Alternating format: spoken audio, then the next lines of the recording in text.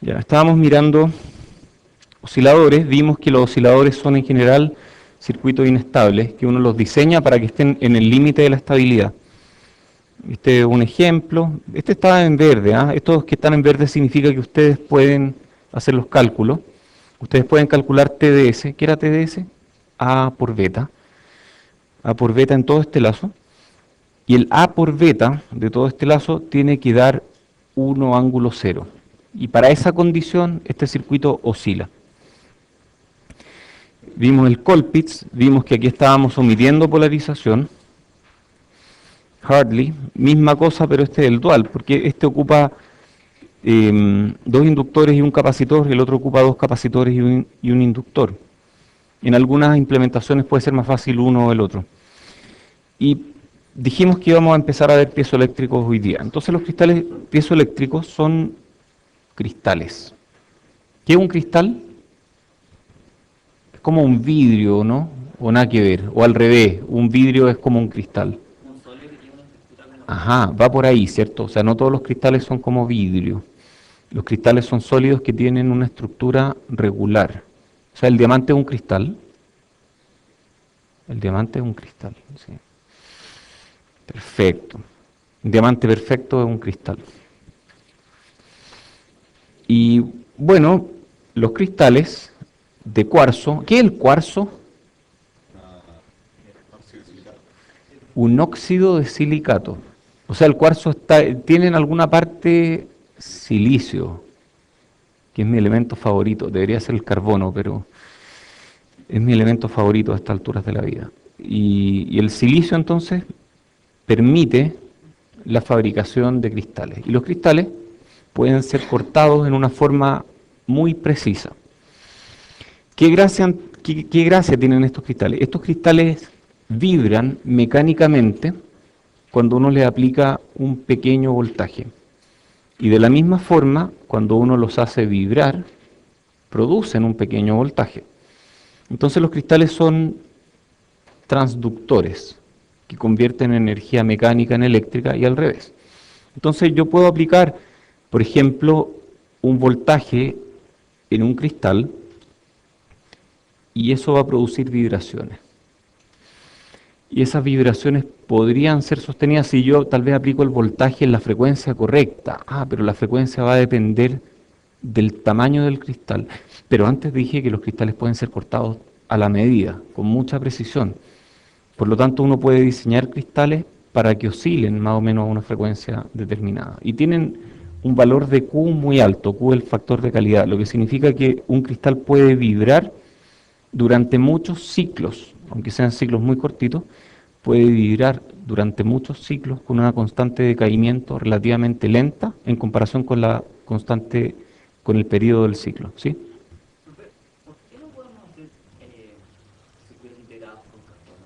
¿Con qué? Eh, Tiene que ver con el band gap del carbono versus el silicio. O sea, igual se están haciendo cosas con carbono, de todo lo que es grafeno, por ejemplo. No lo sé, yo creo que es más grande, pero no lo sé. Yo en materiales, la verdad, siendo súper honesto, no me manejo mucho. Pero entiendo que tiene que ver con el band gap, esa es una de las razones. Y la otra razón que yo diría que es más importante es práctica, es tecnológica. Es que el silicio crea un óxido. Si tú dejas silicio al aire, va a crear un óxido. Y ese óxido es químicamente muy estable y hace que la superficie sea pasiva en términos de que se vuelve eh, químicamente casi impenetrable para cualquier cosa, no para cualquier cosa, pero en el fondo queda muy protegido el circuito debajo del óxido de silicio y además es un aislante eléctrico. Entonces, la gran gracia de por qué el silicio terminó siendo el rey de la electrónica, aunque el germanio partió con los circuitos discretos alguna vez, es porque el óxido de germanio tú lo lavas fácilmente, en cambio el óxido de silicio queda ahí y no se lava fácilmente. Esa es la gran gracia del silicio. No sé si el carbono permite óxidos de carbono que sean tan estables, o sea, el dióxido de carbono exactamente. Entonces, pero bueno, eso es. Eso creo yo, esa es mi sospecha. Ya, entonces los cristales, la gracia que tienen es que uno los puede cortar, entonces finalmente vibran y quedan vibrando un rato y uno puede sacar el modelo eléctrico de eso. Y el modelo eléctrico de un cristal internamente tenga componentes como las que están aquí, pero eléctricamente, si yo mido desde afuera un cristal y trato de caracterizarlo con los ojos cerrados en función de cómo se comporta, el cristal se va a comportar más o menos como lo que aparece aquí. Eh, Insisto, no es que dentro de aquí haya estos componentes, sino que el vibrar del cristal hace que esto se comporte en términos de... A ver, porque si está vibrando, a ver, pensémoslo de esta forma. Si yo al aplicar un voltaje se comprime o se contrae de una cierta forma, y al soltar el voltaje se va a devolver esa contracción. Entonces va a actuar como un generador. Entonces de alguna forma como que almacenó energía mecánica. Pero si yo lo mido desde fuera, no sé que esa energía está siendo almacenada en forma mecánica. Y si yo mido que me devuelve una patada de corriente cuando le aplico voltaje, tal vez como una inductancia o algo así. Entonces al final uno puede modelar un cristal eléctricamente como esto que está aquí, como una conexión en serie de un R, C, L, CS por serie, y todo esto en paralelo con un CP. El Q es bastante alto. Esto de aquí es del orden de cientos de Henry. ¿Se imaginan hacer una inductancia que tenga cientos de Henry? Eso son muchas, muchas vueltas. Pero esto no es que sea una inductancia de cientos de Henry, pero se comporta como si fuera una inductancia de cientos de Henry. Este otro CP es del orden de picofarad, otro CS es chico, es del orden de 0.5 femtofarad. Y este finalmente es un modelo. Entonces CP suele ser mucho mayor que CS, Q alto y este R es chica, es bastante chica. Fíjense que no hay camino de C entre este punto y este punto.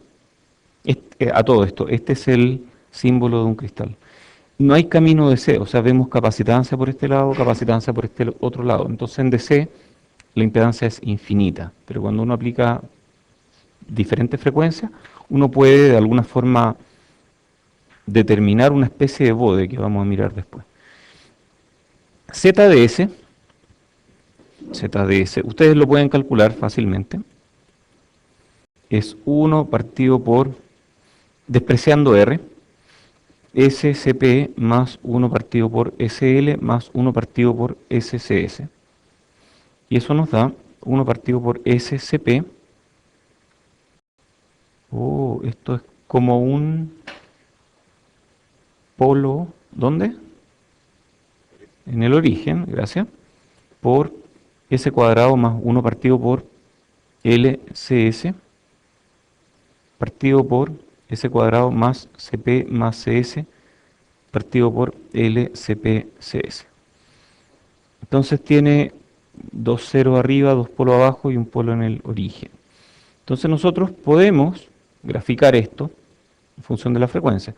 La reactancia, ¿qué es la reactancia? Yo sé que Z es impedancia, y Z es R más JX. ¿Qué será la reactancia? Será esto, ¿no? Ya.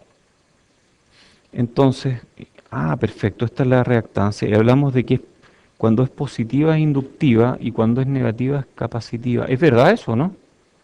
Cuando es negativa es capacitiva, una reactancia. A ver, ¿cuál es la reactancia de un capacitor si tengo 1 partido por JC? El J me quedó abajo, no va arriba. Multiplico por J arriba y abajo. J cuadrado es como menos 1, incluso para grandes valores de J. Entonces, el menos 1 sube. Ahí quedó el menos J. Efectivamente, una capacitancia tiene reactancia negativa.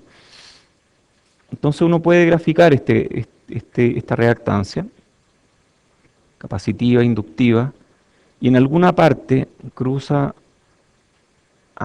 y en este punto la reactancia es cero, o sea, el elemento se ve resistivo a esta frecuencia porque vemos que X vale cero. Y luego esto se va a infinito y luego vuelve de menos infinito. Y asintóticamente hacia cero. Entonces corta cero aquí.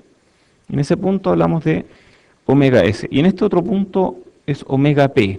Es como que pasa por cero pero a través de infinito. Nunca pasa así, sino que se va a más infinito y vuelve por menos infinito. ¿Alguien jugó Pac-Man alguna vez? Cuando Pac-Man se va por la derecha de la pantalla y después vuelve por la izquierda y nunca pasa por el medio. Aquí es lo mismo. Esto se va a infinito y vuelve por menos infinito, pero nunca pasa por la mitad. Pero podemos proyectar el punto donde habría pasado por la mitad y ese es omega p. Entonces hay dos frecuencias a las cuales esta cosa se convierte más o menos en una resistencia, que es omega s y omega p. Esta es por serie, esta es por paralelo. Entonces es como una frecuencia a la que esto oscilaría en el circuito serie y en el circuito paralelo. Y uno los puede calcular y dan estos valores que están aquí. Y uno puede decir que omega 0, que es como la frecuencia natural de esto, se parece a omega S. O sea, esta es la frecuencia a la que probablemente este cristal va a resonar. ¿Recuerdan los circuitos tanque o no? Esto es parecido a un circuito tanque. Resuena,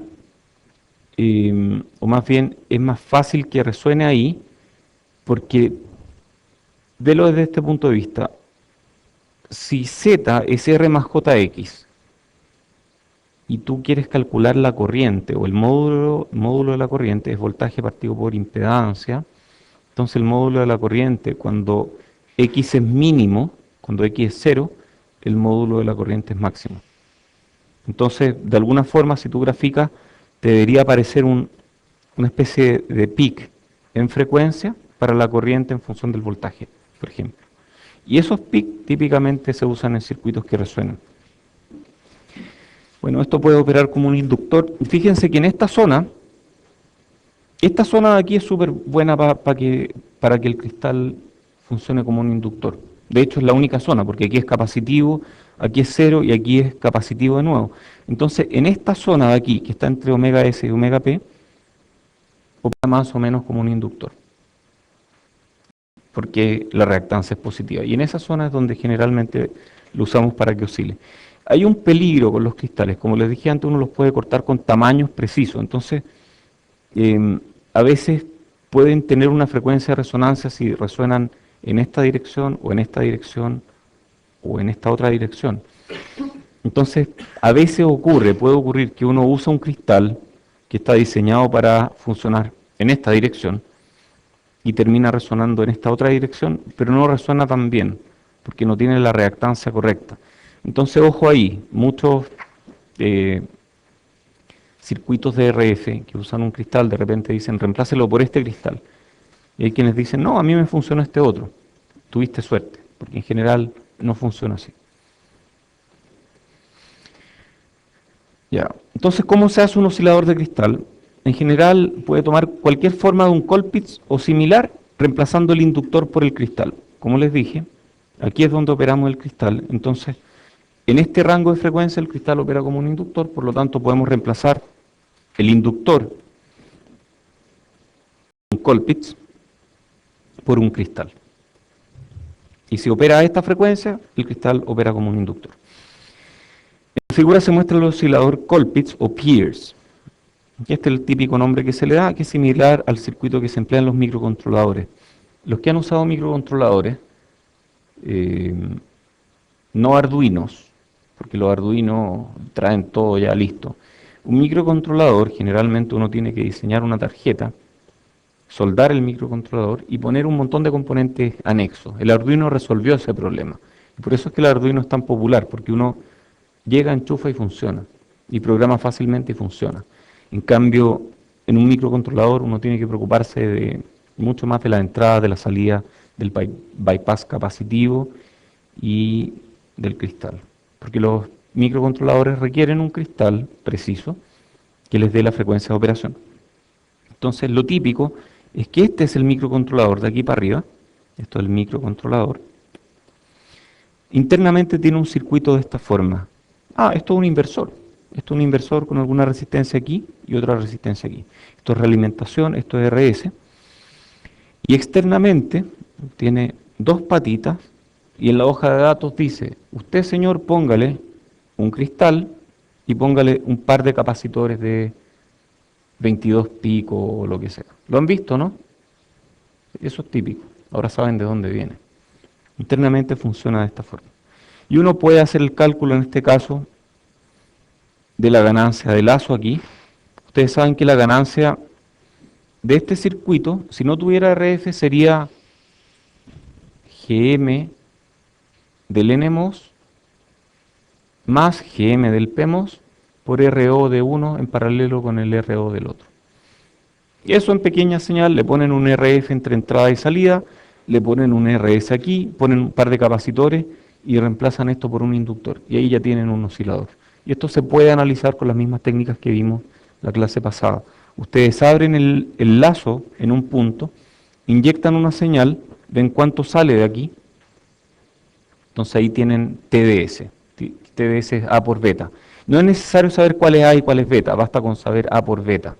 Entonces ustedes inyectan una señal, reciben algo, eso que reciben partido por lo que inyectaron es A por beta. Y ese A por beta tiene que valer 1 ángulo 0 a la frecuencia de oscilación. ¿Preguntas? Ok, hablemos del timer 555, que era mi circuito favorito cuando yo estaba estudiando electrónica. Encontraba tan increíble que con un chip de 8 patas yo no tenía idea qué es lo que había dentro de ese chip. No, ni sospechaba. Pero dentro de ese chip había la magia que permitía que yo configurara eso con un par de componentes externos y esta cosa oscilara a una frecuencia que yo podía decidir con constantes de tiempo RC. Lo encontraba increíble. Hans Kamen-Zinn inventó en 1970 el 555. Una vez leí la historia, después no la pude encontrar de nuevo, y tenía que ver con que este gallo convenció a su jefe de poner un cierto número de componentes, así como está, uno no entiende nada, ¿ah? Así como está, son puros transistores. Se ve más o menos como el proyecto que ustedes van a diseñar. Pero si uno lo ve así en bloque, se entiende un poco más. Entonces, este gallo le dijo a su jefe, mira, se puede poner un circuito para temporización fácilmente usando un par de comparadores, un transistor. Fíjense que el colector de este DJT va para afuera. ¿Lo ven o no? El colector no está conectado a nada. A ver, la pata 7, a ver si vemos pata 7 aquí. ¿Habrá pata 7? No, no veo pata 5, 6. ¿Dónde? Aquí abajo a la izquierda, pata 7. Efectivamente, el colector de ese transistor está abierto. Bueno, estos circuitos que tienen un transistor con el colector no conectado a nada, se llaman circuitos de colector abierto, Open Collector. Entonces este tiene un Open Collector. Ustedes ya están más o menos familiarizados, aunque no tienen idea, con circuitos que tienen salida Open Collector. ¿A alguien se le ocurre cuál circuito de los que han usado hasta el momento podría tener Open Collector? No, ese tiene la salida fija con transistores para arriba y para abajo. Es otro circuito al que ustedes tenían que completar el camino a BSC con una resistencia externa. No, el 2N7000 es un transistor. No, tampoco, en ese no tienen que conectar ninguna resistencia en ninguna parte. No, en un comparador. ¿Se acuerdan del LM311? En algún momento lo usaron y tenían que conectar una resistencia afuera. Yo dije, después iban a entender por qué había que conectar esa resistencia afuera. Para que haya señal, efectivamente, porque el comparador tiene una salida de Open Collector. Entonces el comparador tiene en alguna parte, en la salida, un transistor y no tiene nada para arriba. Y ustedes tienen que conectar esta resistencia para completar el circuito. Y ustedes conectan esta resistencia con el valor que ustedes necesitan para que este circuito opere a la velocidad correcta. Internamente, esto recibe un pulso por dentro, pero ese pulso no se refleja en una salida a menos que ustedes cierren el camino de C hasta BCC. Bueno, aquí también hay algo así. Este BJT va a actuar como switch y ustedes tienen que conectar cosas afuera para que este BJT, por ejemplo, descargue algo, porque tiene un colector abierto. Bueno, la gracia fue que después de que este gallo inventó este circuito y convenció a su jefe de que lo produjera, hubo muchos usuarios, como ustedes, que agarraron este circuito y dijeron, mira, yo puedo diseñar algo distinto que usa exactamente estos mismos componentes, esta misma combinación de un comparador, otro comparador, un flip-flop, que es una memoria que guarda un bit,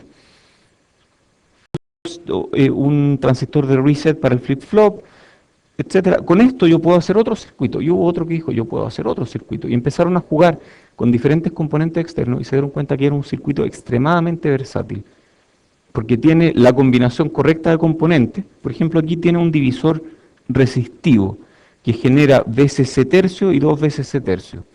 Y eso puede servir para comparar, por ejemplo, con histéresis, que en algún caso es este el que se activa, en otro caso es este. Entonces la señal que va aquí entre medio puede estar pimponeándose entre VCC tercio y 2 VCC tercio y controlando este flip-flop para cambiar el estado interno de este circuito. Entonces, usándolo de manera relativamente simple, uno puede hacer circuitos que hagan varias cosas, por ejemplo, monoestable, A-estable y PWMs, etcétera. Y aquí hay un circuito muy sencillo con RA, RB y un capacitor, y esto oscila. ¿Sí?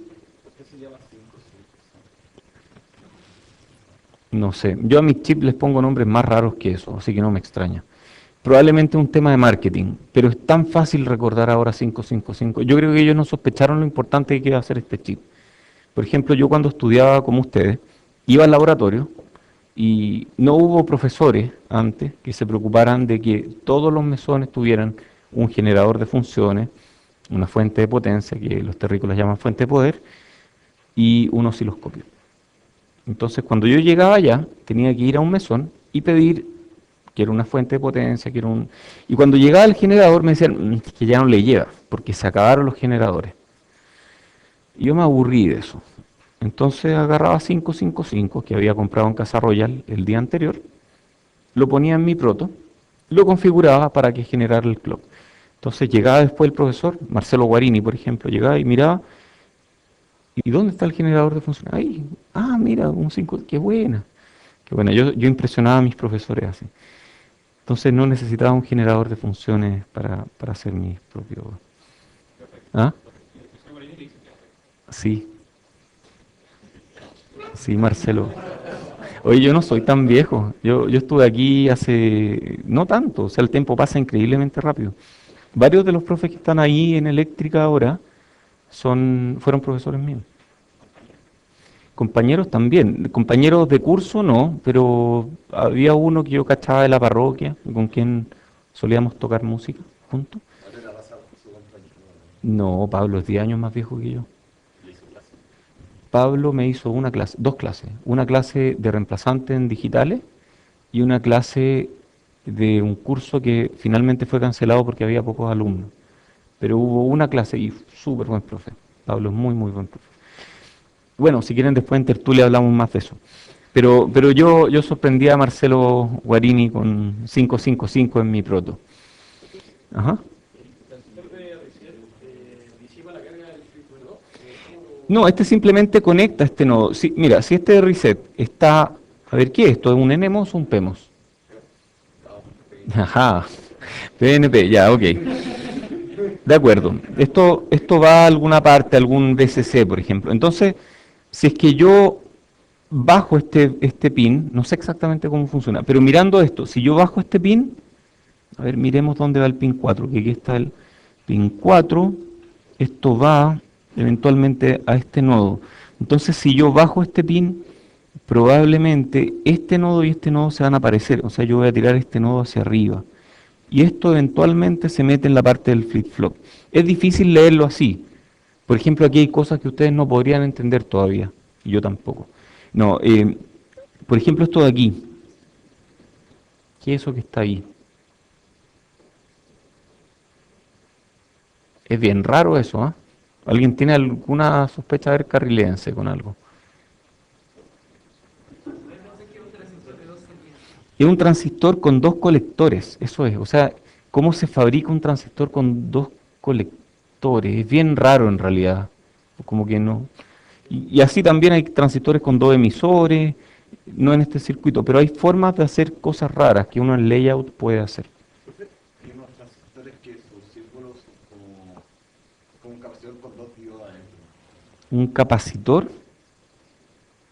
con dos diodos, a ver, un capacitor con dos diodos adentro, Sí, pero sin la... ¿así? Sí, Ah, pero, sin los cablecitos. Eso. ajá, sí, esto es parte de, no, pero esto va así. Esto es parte de la materia que viene después. Ya vamos a ver eso. Ok, entonces ustedes podrían eventualmente, con este diagrama de bloques, diseñar circuitos para 555 y calcularlos de manera que oscilen. Por ejemplo, este es monoestable. Este es el circuito típico que se ocupa en monoestable. Tiene dos componentes externos. Y esos dos componentes externos definen que el tiempo en el que este nodo va a estar arriba es 1.1 veces R por C. Listo. ¿Para qué sirve un monoestable?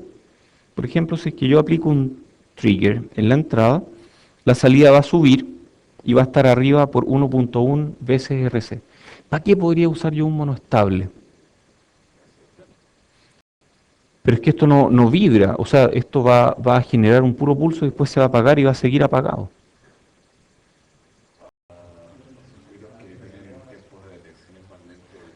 Podría ser, por ejemplo, eso, para un circuito en que yo quiero decirle durante un buen rato, oye, capta mi salida. ¿Para qué más podría servir un monoestable? A ver, ¿qué pasa si yo aquí le meto un trigger y después le meto otro trigger entre medio? Se come los triggers entre medio. Y eso es el típico debouncer que uno usa en circuitos digitales, cuando uno quiere apretar un botón y no quiere que cuente 10.000 veces. Hagan eso, si es que programan microcontroladores, hagan el experimento. Hagan un contador sin debouncer. Entonces ustedes aprietan el botón y va a contar muchos pulsos. Porque cuando uno aprieta el botón es como si apretara muchas veces. Y este circuito se come toda esa apretada extra y toma solamente la primera. Y uno establece este valor dentro de un rango razonable en que uno se asegure de que no se va a comer pulsos que uno quiere que sean dos pulsos diferentes. ¿Le ha pasado de repente que apretan dos veces seguidas algo y les cuenta una? Bueno, ese es probablemente porque tiene un debouncer que tiene un tiempo muy largo. Entonces uno puede diseñar un debouncer con esto. Y hay otros usos de este circuito. Operación A estable, como temporizador A estable o astable timer. Timer es la palabra en inglés para temporizador, o más bien al revés. En este caso uno usa uno, dos, tres componentes externos y con tres componentes externos uno puede establecer una frecuencia de oscilación de acuerdo a esta ecuación, que hay una salida que se está moviendo entre 1/3 y 2/3 de BCC y esta salida finalmente pasa por un comparador que la deja como una onda cuadrada con un ciclo de trabajo que no es 50% y uno puede calcular el ciclo de trabajo a partir de T1 y T2. Entonces el T1 es el tiempo en el que está arriba, T2 es el tiempo en el que está abajo. Y ahí uno tiene un ciclo de trabajo que uno puede calcular. Y existen muchos circuitos de 555. Yo una vez me compré un libro, que ahora ya no vale nada porque existe el Internet, donde uno ve diferentes circuitos que uno puede hacer con 555. Igual es medio rebuscado porque usan el 555 casi que de papeles, no, para cosas en las que realmente uno podría usar cualquier otra cosa. Pero hay libros de 555. Esto es un VCO que usa un 555 y uno puede aplicar un voltaje de entrada y la salida va a tener una frecuencia que depende del voltaje de entrada. Entonces, y esto lo conectan a un parlante. O sea, si yo varío de manera continua el voltaje de entrada, ¿qué debería escuchar yo?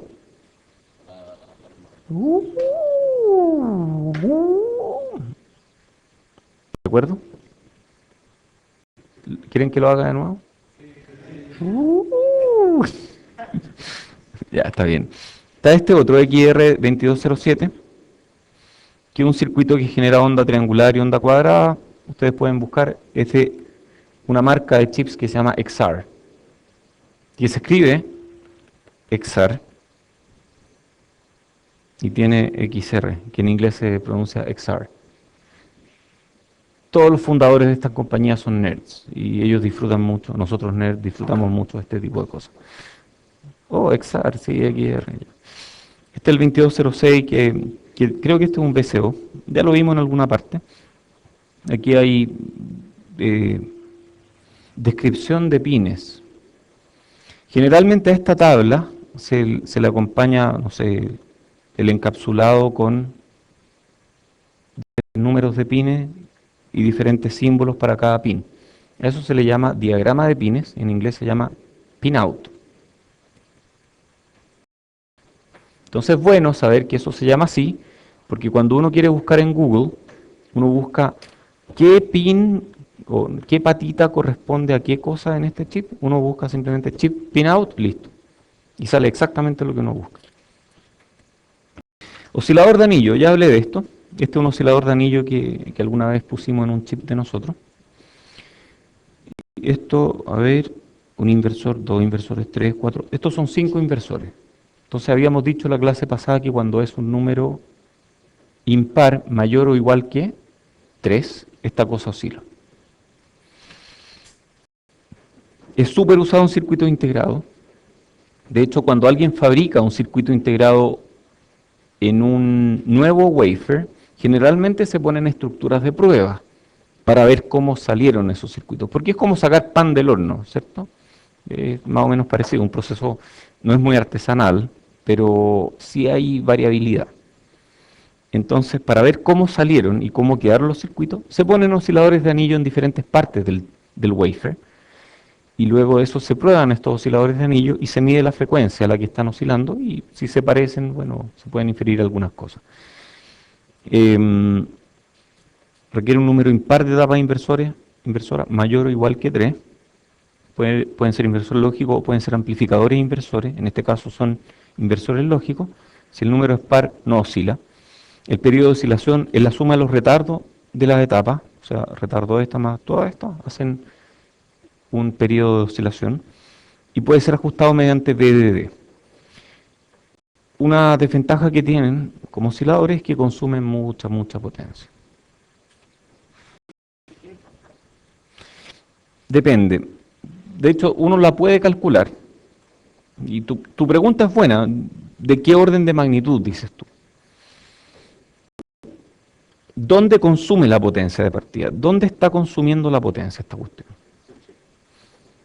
En los transistores al ir switchando, pero ¿por qué? A ver, durante la conmutación, algo de potencia consumen, pero ¿cuánto dura la conmutación? La duración de la conmutación seguramente depende de la velocidad a la cual este nodo cambia.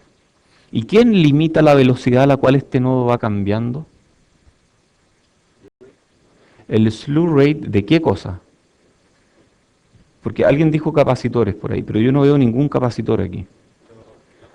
Aquí hay un CGS que va a tierra, aquí hay otro CGS que va a tierra. Entonces este gallo ve una salida capacitiva. Y este gallo tiene una resistencia de salida equivalente, por lo tanto hay una constante RC ahí. Y cuando esto está slewing, hay un I partido por C. ¿Tienes pregunta? ¿Cuál es tiene la mayor la capacidad interna de los N que no sabe de los MOSFET o de los RJT? Depende de los tamaños. No estoy tan familiarizado con los valores de los BJT, pero depende de los tamaños. BJT discreto o versus MOSFET discreto, habría que mirar la hoja de datos. También depende del punto de operación. Mi sospecha es que pueden ser mayores las de los MOSFETs, pero es solo una sospecha. La verdad es que no he diseñado mucho con BJT integrado. Así que, o sea, he ayudado a un alumno a hacer algo, pero no, yo así nunca he hecho BJT integrado, entonces no lo sé. Es buena tu pregunta en todo caso. Para responder la selección una Ajá. Tiene velocidad que tolera mucho más lento a computar que los Para conmutar, pero para con la complejidad que tiene. puede tener que ver con la velocidad en que los portadores van poblando o despoblando la base. Es un efecto dinámico que no es tan fácil de medir como una capacitancia. Pero sí tienen FTs grandes los BJT, o sea, uno los puede operar a radiofrecuencia, muy alta frecuencia, y eso es comparable con MOSFET.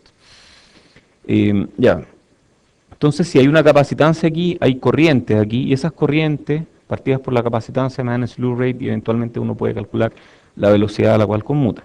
Esta capacitancia eventualmente se tienen que cargar, y aquí hay más capacitancia, aquí hay más, aquí hay más, aquí hay otra. Entonces uno puede calcular de alguna forma cuánta carga tiene que inyectarle a este circuito. O sea, mirándolo bien desde arriba, hay una capacitancia neta que yo en un ciclo tengo que cargar y descargar. Cuando yo la descargo, no pierdo energía. No es que yo la descargue todas juntas. Cargo esta, después cargo esta, después esta, y justo estoy descargando esta, descargando esta, descargando esta. Entonces, no es que todo sea cargado y descargado al mismo tiempo, pero en un periodo, en promedio, yo tengo que cargar y descargar toda la capacitancia de este circuito una vez. Y cuando la descargo en promedio, estoy descargando energía que ya tenía, así que eso no influye. Pero cuando la estoy cargando, tengo que cargar un capacitor con una cierta cantidad de energía. Y esa es la energía que estoy perdiendo. Entonces, ¿cuál es la energía de un capacitor? E igual un medio CV cuadrado. Entonces, la energía va a depender de B de D. Entonces, y esa es la energía, cuando C es la suma de todas las capacitancias, esa es la energía que yo necesito para cargar todos estos nodos durante un ciclo. Entonces, si yo lo divido por el periodo del ciclo, es como energía partido por, un delta energía partido por delta tiempo, eso me da potencia. Pero uno partido por ciclo es la frecuencia, entonces la energía va a ser un medio CV cuadrado por la frecuencia. Y esa es una súper buena ecuación para calcular cuál es la energía o la potencia que esto consume. Es un alfa en vez de un medio, porque ese alfa que yo puse tiene que ver con qué partes del chip se encienden y se apagan en qué momento, porque en un microcontrolador en general no todo se enciende y se apaga al mismo tiempo. Entonces ese alfa es el factor de uso, qué partes del chip, o en promedio, qué porcentaje del chip tengo que cargar y descargar todo el tiempo. Pero sí, tiene que ver con lo mismo. Ya, pasemos a ruido. No vamos a hablar mucho de ruido, vamos a hacer una clase, digamos lo que queda de hoy día para hablar de ruido. ¿Les tinca? De la clase que viene. Entonces el ruido electrónico es un problema muy importante y fundamental. Estará mal esto, ¿no? Porque dice que es muy importante y que es fundamental. Es como lo mismo, ¿no? Importante y fundamental. ¿O no es lo mismo? Tal vez no quise decir eso, tal vez quise decir que te ganaste una décima, porque sí, es intrínseco. Al decir que es fundamental, estoy hablando que viene de la física, que es un problema del que no nos podemos deshacer. Cuando digo que es muy importante, es que tiene relevancia en el diseño del circuito. Pero cuando digo que es fundamental, es que viene de la física, que viene intrínseco en los elementos que usamos para hacer electrónica. El nivel de ruido afecta la fidelidad o exactitud de las señales procesadas y en general cuesta minimizar el ruido. ¿Qué cuesta? Generalmente minimizar el ruido implica gastar más potencia.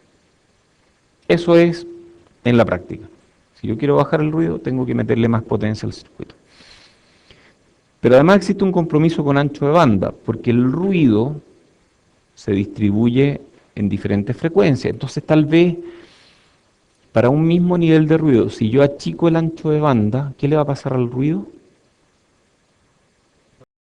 Va a disminuir, porque el ruido se distribuye en frecuencia y si yo achico el ancho de banda, integro menos ruido. Entonces, si yo quiero un circuito que actúe en un ancho de banda grande, probablemente va a ser ruidoso. Probablemente va a ser ruidoso. Ya, perfecto. Esta clase es una introducción al ruido electrónico Fíjense que no hablo de ruido en general, hablo de ruido electrónico con apellido. Después vamos a entender por qué hablo con apellido. A nivel de componentes, resistores y MOSFET. Esto es una introducción a la introducción. Existen libros, muchos, dedicados a ruido, a entender por qué ocurre el ruido y entender cómo analizar el ruido y cómo diseñar para bajo ruido. La mayoría de los papers que he escrito con mi grupo de investigación tienen que ver con ruido. Ruido electrónico para aplicaciones muy particulares. Y adivinen en qué curso vemos más ruido. Ah, ¿cómo? Perdón, te escuchamos. ¿Cómo qué, por ejemplo? O sea, tú dices hacer algo que dependa del ruido. Sí, de hecho, hacer ruido es súper difícil. O sea, si uno quiere tener ruido para probar circuitos es súper difícil. Y formas de generar ruido, por ejemplo, ruido blanco, son usando el M7805. Estos son bien ruidosos y si uno no les pone capacitancia afuera, producen un espectro que es parecido a ruido blanco. Pero hacer ruido blanco es súper difícil y tal vez uno lo puede usar para cosas. Sí. Bueno, existen diferentes tipos de ruido. Existe el ruido hecho por el hombre, que en general le llamamos interferencia. Ese ruido electromagnético es el ruido que viene de los celulares, de las líneas de alta tensión, de cualquier chispa, por ejemplo, que hay en el motor de un auto. Todo eso producen ruido electromagnético. En un motor DC, donde tenemos un colector que tiene unas delgas que se van conectando y desconectando rápidamente. Eso produce pequeñas chispas. Esas pequeñas chispas producen ruido electromagnético que uno puede evitar. Por ejemplo, blindando. Entonces, este ruido hecho por el hombre, que puede ser, por ejemplo, incluso en un mismo chip, donde vienen un par de entradas digitales, una con un reloj, otra con otra señal, y al medio yo pongo mi señal analógica. Señal analógica, probablemente, voy a hacer un zoom, si tengo una señal digital, otra señal digital y una señal analógica, y esta señal digital está siendo manejada por una fuente de baja impedancia, y esta otra señal digital está siendo manejada por otra fuente de baja impedancia, y mi señal analógica tiene alta impedancia, y aquí entra a la compuerta de un transistor que es de alta impedancia. Todavía no lo veo. Momento, aquí hay capacitancias de acoplamiento. Entonces el circuito equivalente de esto es una fuente, un capacitor, mi señal que está yendo...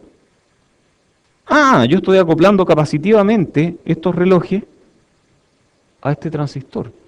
O sea, estoy metiéndole una cantidad de ruido horrible. ¿Cómo evito este ruido? Puede ser con un filtro, pero más efectivo que usar filtro es poner un blindaje.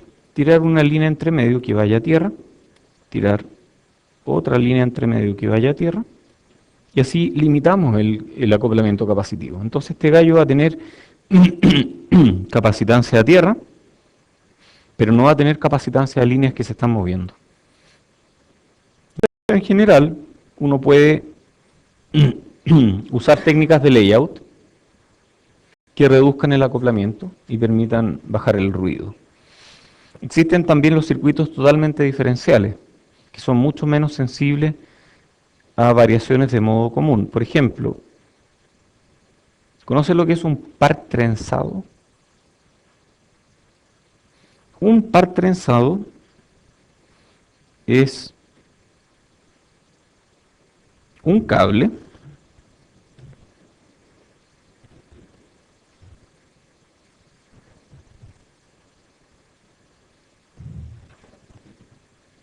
que agarren dos cables y hagan así con los dedos y van a tener un par trenzado.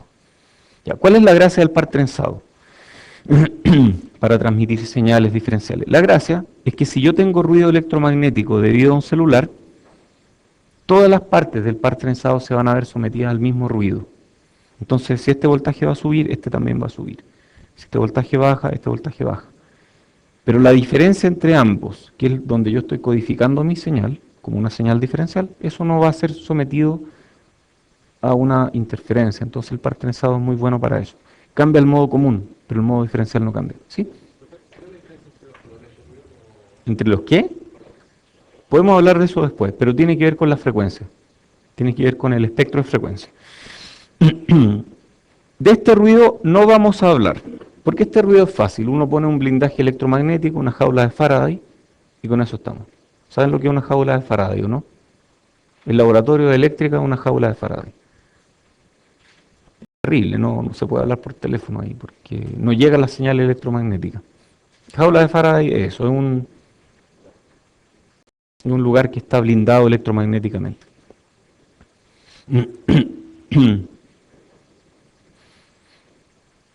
Ok, entonces el ruido electrónico hecho por el hombre se puede resolver con aspectos prácticos, por lo tanto no es un problema. El ruido electrónico, ruido de dispositivo, aunque yo lo blinde infinito, voy a seguir teniendo ese ruido. Entonces por eso yo hablaba de que es un problema fundamental. No es un problema práctico, es un problema fundamental. Entonces yo hablaba de fundamental en contraposición a práctico, es como un antónimo. Si algo es fundamental, viene de la física. Si algo es práctico, tal vez lo puedo resolver con blindaje. Pueden ir de ruido térmico causado por movimiento aleatorio de portadores, porque los electrones son ruidosos y se están moviendo. Y puede ser ruido de la tecnología, que viene de, por ejemplo, que de repente una trampa captura un electrón y luego lo suelta, y luego lo captura y después lo suelta. Y hay probabilidades respecto de cuánto tiempo esa trampa captura un electrón y luego lo suelta. Y si uno superpone los efectos de muchas trampas en la compuerta, va a tener un efecto en el ruido que se puede medir. Y eso se llama flicker noise. Es importante el ruido, porque si yo transmito señales y las transmito con niveles parecidos al ruido, ustedes no van a escuchar mucho, ¿cierto? Si yo estoy hablando a este mismo volumen y afuera hay una construcción y suena muy fuerte, si bien yo tengo una potencia de señal fija, la potencia del ruido subió y la razón señala ruido bajó. Entonces SNR es razón señala ruido o signal to noise ratio, que se mide en potencia. Y como las potencias son V cuadrado partido por R, y esta potencia también puede ser V cuadrado partido por R, uno suele eliminar la R de este circuito y comparar V cuadrados. Entonces uno dice, dado que esto es proporcional a V cuadrado, uno habla de potencia como V cuadrado o I cuadrado. Entonces cuando hablamos de potencia de ruido, nos referimos al V cuadrado del ruido o al I cuadrado del ruido, aunque ustedes saben que no es potencia. V cuadrado no es potencia. V cuadrado partido por R es potencia. Pero de manera laxa hablamos de potencia como V cuadrado. Entonces si tenemos una señal y esa señal pasa por un circuito, eventualmente el circuito le va a meter ruido.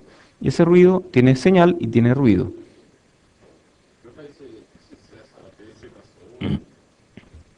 ¿Cuál P?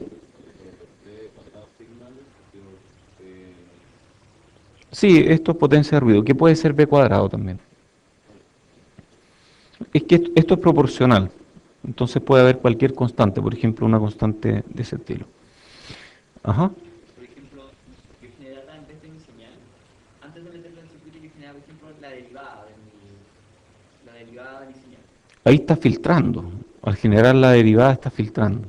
Y, o sea, y una vez que lo meto en el circuito, ya sale con ruido, y después lo integro para recuperar mi señal y tratar de eliminar el ruido. Puedes hacer, hay técnicas que hacen ese tipo de cosas. Puede que no sea el óptimo, puede que sí. Pero sí, efectivamente lo que tú estás haciendo ahí es hacer que el ruido pase por una función de transferencia distinta de la señal.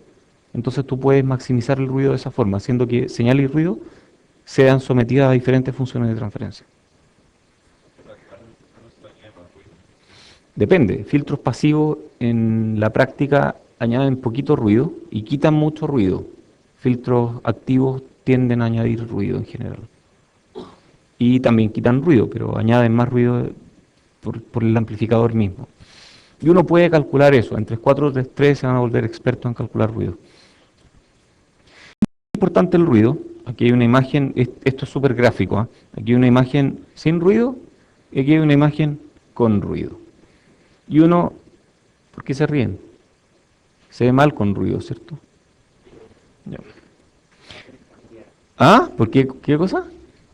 Hemos visto la imagen en esa imagen en otros cursos. Es que es un estándar. ¿Y por qué les da risa? Es un estándar del MATLAB. ¿Saben de dónde viene o no? De Playboy, sí, de hecho. Viene de Playboy porque Lena, no me acuerdo el apellido, Soderbergh parece. Era muy bonita ella y posaba para Playboy y Playboy imprimía fotos de Lena y de otras mujeres muy bonitas. Entonces un día, en los 70 me parece, yo leí la historia porque está aquí, había un investigador que estaba haciendo un paper de cómo reducir el ruido en imágenes. Este gallo agarró su algoritmo y lo probó con diferentes imágenes y no funcionaba tan bien. Y dijo, chuta, yo no. Y la conferencia estaba, no sé, a una semana. Y este gallo quería mostrar sus resultados en una semana.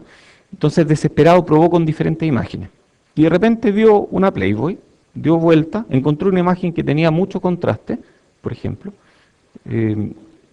Esta es la cara de Lena, pero la imagen original tiene otras partes. Insisto, tenía mucho contraste. Entonces, escaneó la foto y le gustó cómo el algoritmo procesaba esta imagen. Entonces la puso en un paper. Y después de eso quedó como un estándar. Y típicamente una imagen de 512 por 512 píxeles. Y todos la han usado en cursos de procesamiento de imágenes. Yo también la usé, sin conocer la historia. Después conocí la historia y encontré interesante. Todo el mundo conoce a Lena. Y después le hicieron una entrevista a Lena. No sé mucho los detalles porque no recuerdo, lo leí en algún momento. Pero ella nunca pensó que iba a ser famosa en ciencia. Bueno, ¿por qué es importante el ruido? La fidelidad de los sistemas electrónicos está determinada por su SNR. Todo tiene SNR. En física de partículas no hablamos de SNR, hablamos de ENC, que es carga de equivalent noise charge, carga de ruido equivalente. Pero es una forma de SNR. Entonces al final todos hablan de SNR en alguna parte y la SNR tiene que ver con la calidad de la información que uno recibe. Y uno en general con SNR puede determinar a qué tasa uno puede transmitir o recibir información. Es una fórmula súper importante que van a aprender en el curso de comunicaciones. Pero en general, para una SNR dada, uno puede obtener información a cierta frecuencia. ¿Y cuál es la SNR de un circuito de una señal digital? Es grande. La SNR de un circuito digital es grande porque hay una gran diferencia entre el voltaje VDD y tierra.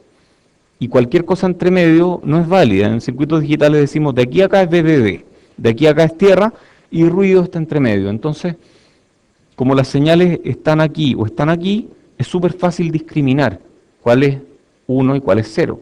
Por eso los circuitos digitales se ven poco afectados, muy poco afectados por ruido. El ruido digital va más bien por el lado de las transiciones, porque el ruido va a afectar si la transición ocurrió antes u ocurrió después en la práctica. Entonces, el jitter es el ruido digital, el ruido de las transiciones. Pero el ruido de voltaje mismo afecta re poco lo digital. Bueno, en sistemas de audio ustedes saben cómo se escucha algo con ruido, ¿no?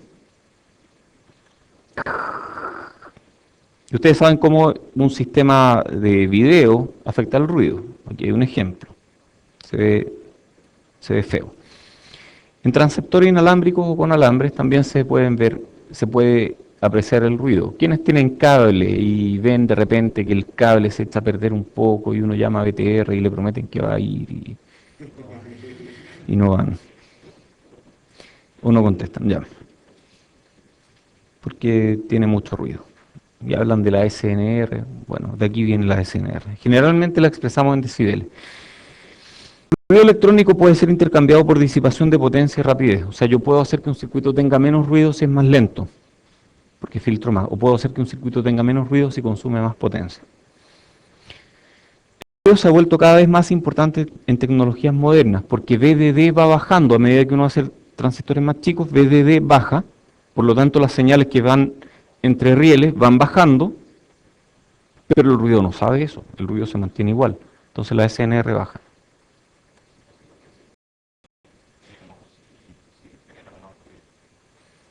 ¿Más ruido que qué?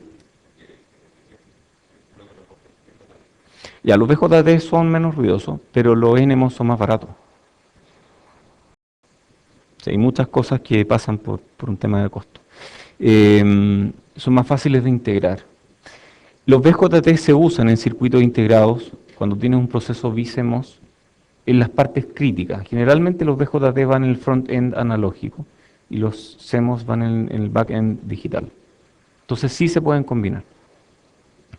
Bueno, ¿qué queremos entender? ¿Cómo modelamos el ruido? ¿Cómo calculamos? ¿Y cómo simulamos el desempeño para ruido? ¿Y cuándo necesitamos o no preocuparnos de ruido? No creo que terminemos de ver clases de ruido hoy día. Lo más probable es que no terminemos. No vamos a terminar. Y si pregunto algo de ruido, probablemente va a ser de lo que ya he hablado, ¿de acuerdo? O de lo que me queda por hablar aquí. Entonces, si ustedes toman un resistor ideal y agarran el circuito y lo simulan, el resistor ideal les va a dar que la corriente depende del voltaje y de nada más. La corriente constante no depende del tiempo. Físicamente esto es imposible, porque ustedes saben que cuando hay corriente, hay electrones que se van moviendo, se van empujando, van chocando, y eso hace que en algún momento pasen más electrones y que en algún momento pasen menos electrones. Si todos los electrones estuvieran pasando de manera continua, si fuera un electrón detrás de otro, porque la corriente es delta Q partido por delta T, entonces, si todos los electrones estuvieran pasando continuo, o sea, más que si hubiera electrones como partículas, si los electrones fueran un continuo sobre la materia, no habría ruido. Pero los electrones son partículas y las partículas adquieren más energía cuando hace más calor y se mueven más. Entonces yo puedo sospechar, así como lo sospechó Johnson en su tiempo, que a más temperatura, más ruido. Y ese ruido viene de la naturaleza discreta de los portadores de carga eléctrica. Porque existe el electrón, existe ruido. Uy, qué complicado. En un resistor físico yo voy a ver esto. Voy a ver esta forma de onda rara, donde yo puedo medir qué voltaje o qué corriente hay aquí, puedo medir qué corriente hay aquí, y no tengo idea si hay correlación alguna entre estos dos puntos. Probablemente no hay correlación. Ruido térmico, ruido Johnson. Esto es muy antiguo. Es posible modelar la componente de corriente aleatoria usando una fuente de corriente ruidosa I sub n. Entonces, lo que hacemos es ponerle una corriente aleatoria en paralelo a esta resistencia. Entonces, circuitalmente esta resistencia ruidosa, una resistencia ideal, no ruidosa, y una corriente de ruido en paralelo con la resistencia. Entonces ya empiezan a sospechar, si yo quiero analizar ruido en un circuito arbitrario, tengo que reemplazar toda la resistencia por modelos ruidosos de resistencia que son este.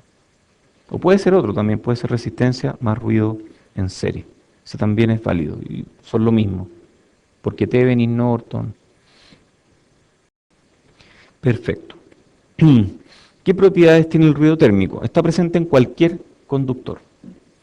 Es independiente del flujo de corriente DC. O sea, si yo le hago pasar más corriente o menos corriente, esta curva se va a mover para arriba o para abajo, pero el nivel de ruido se va a mantener. Es imposible predecir su valor instantáneo, ya que es el resultado de un gran número de colisiones superpuestas con constantes de tiempo muy, muy cortas. Entonces, a menos que midamos a frecuencias relacionadas con esta constante de tiempo, no podemos predecir cuál va a ser el valor siguiente de ruido si tenemos el valor actual de ruido. Entonces, esto finalmente tiene una distribución de amplitud gaussiana, lo cual significa que si yo a esta corriente ruidosa le resto el valor de C, se la hago pasar por 0, y tomo muestras de ruido, y luego grafico las muestras en un histograma, donde en este eje voy a tener el número de muestras y en este otro eje voy a tener la corriente, esto se va a ver más o menos así, como una gaussiana. Oye, ¿la gaussiana hasta dónde llega aquí? Uy, eso es malo, porque el ruido podría llegar en amplitud hasta infinito.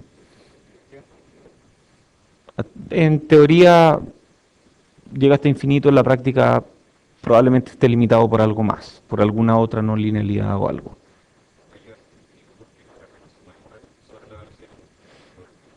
Entonces hay limitaciones físicas. Tú estás en lo cierto, hay limitaciones físicas.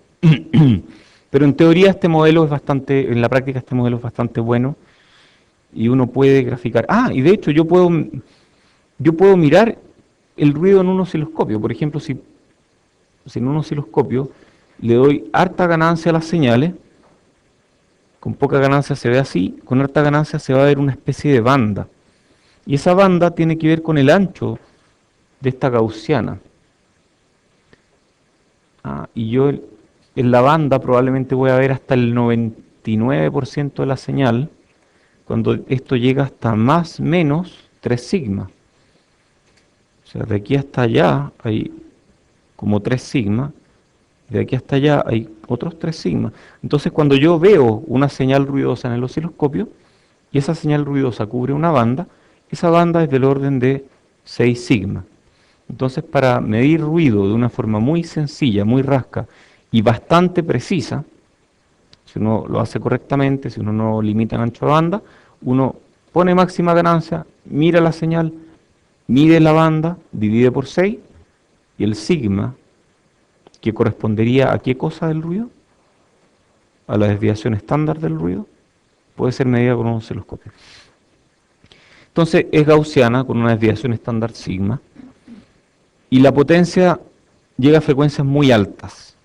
Entonces la única propiedad que podemos predecir es su potencia promedio, y su potencia promedio se relaciona con sigma cuadrado. Entonces, ¿cómo calculamos la potencia promedio de una señal determinística con periodo t?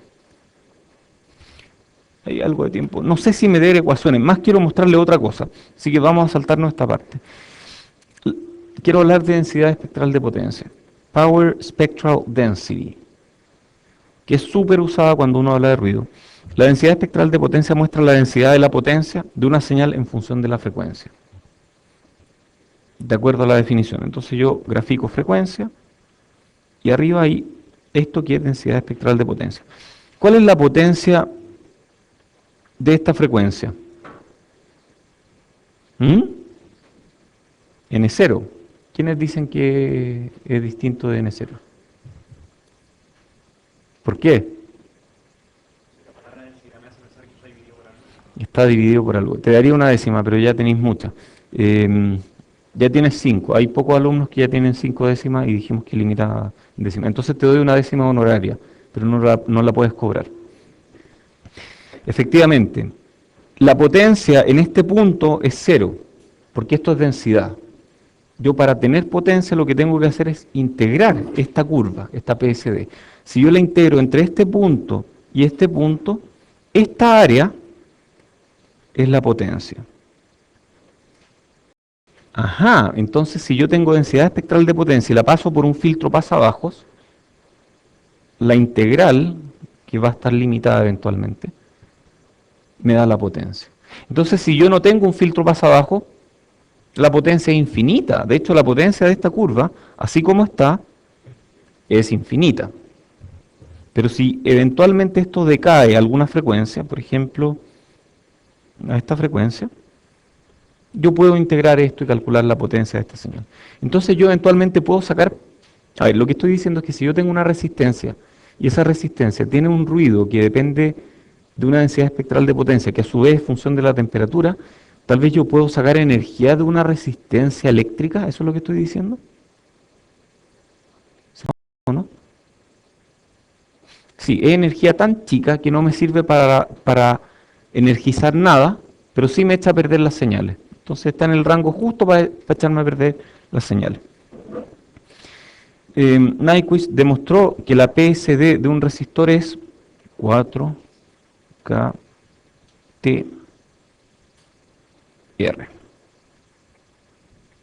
Esa es la PSD. No, es mentira. Voy a hacerlo bien, porque si no después pongo cosas raras. El R es cuando uno lo lleva a voltaje. Es 4KT. Déjenme estar seguro con esto. Aquí está. PSD de F, que esto sería N0, donde N0 es esto que está aquí, es 4KT. 4KT, cuando yo tengo frecuencias que van entre 0 e infinito. O es igual a 2KT, cuando mis frecuencias van entre menos infinito e infinito. Generalmente nosotros usamos esta ecuación y SPICE usa esta ecuación. Entonces SPICE nos da el resultado como si la frecuencia hubiera que integrarla entre 0 e infinito. K es la constante de Boltzmann, T es la temperatura absoluta y 4KT tiene este valor que está aquí. La potencia de ruido promedio en una banda de frecuencia es integrar la PSD en la banda de frecuencia. Perdón, eso es dF, eso es 4KT por F2 menos F1. Y es 4KT por delta F. Eso es potencia. Y cuando la llevamos a voltaje, resulta ser que podemos expresar el ruido de esta resistencia como un V cuadrado, donde este V cuadrado es 4KTR. Y eso está en densidad espectral de potencia. O sea, esto está en volts cuadrado partido por hertz. De la misma forma podemos expresarlo como una fuente de corriente en paralelo de valor 4KT partido por R, y eso está en amper cuadrado partido por hertz. Lo divertido es que SPICE, cuando uno grafica ruido, no nos da potencia, sino que nos da voltaje o corrientes de ruido. Y cuando uno ve voltajes o corrientes de ruido, es como la raíz de esto que está aquí. O sea, la unidad en voltaje o corrientes de ruido es voltaje partido por raíz de hertz. O corriente partido por raíz de hertz. ¿Se imaginan esa unidad tan rara o no? Porque hay raíz de hertz abajo. No tiene ningún sentido, pero se usa. Si hay raíz de hertz, significa que yo no puedo simplemente integrar. Yo tengo que elevar al cuadrado para pasar a volts cuadrado por hertz. Luego integrar en un cierto ancho de banda para obtener volts cuadrados y luego sacarle raíz a eso. Y ahí me quedo con volts. Hay mucho para hablar de ruido y yo creo que tenemos muy poco tiempo, así que lo vamos a dejar por aquí. Pero esencialmente el MOSFET en pequeña señal tiene un ruido de corriente. O sea, el modelo que nosotros estamos cómodos con este modelo de MOSFET, le agregamos capacitancia y le agregamos ruido. Entonces el modelo del MOSFET se puede complicar harto. A los que estén preocupados por esta materia en la I4, probablemente no va a ser tan preguntable, más allá de verdaderos y falsos con cosas como densidad espectral de potencia o cosas de ese estilo. Bueno, y lo último que queda en este curso de electrónica de potencia, que lo vamos a dejar para la clase que viene. Eso. Muchas gracias. Tertulia en 10.